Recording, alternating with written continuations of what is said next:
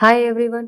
இன்னைக்கு நம்ம little பைட்டில் butterflies பற்றின இன்ட்ரெஸ்டிங்கான ஃபேக்ட்ஸ் தான் பார்க்க போகிறோம். அது என்னென்னு பார்த்துடலாமா? இந்த உலகத்தில் 20,000க்கும் மேற்பட்ட வகையான பட்டாம்பூச்சிகள் இருக்கா.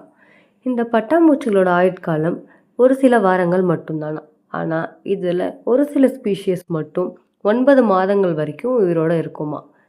இந்த பட்டாம்பூச்சி ஒரு நாளைக்கு பல கிலோமீட்டர்ஸ் பறக்குமா.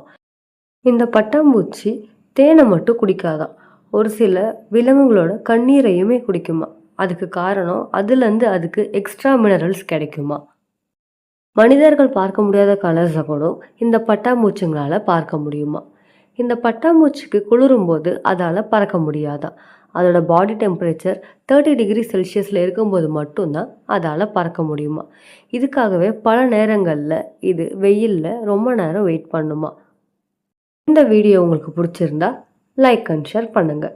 மறக்காமல் டிஎஸ் லிட்டில் பைட்டை சப்ஸ்கிரைப் பண்ணுங்கள்.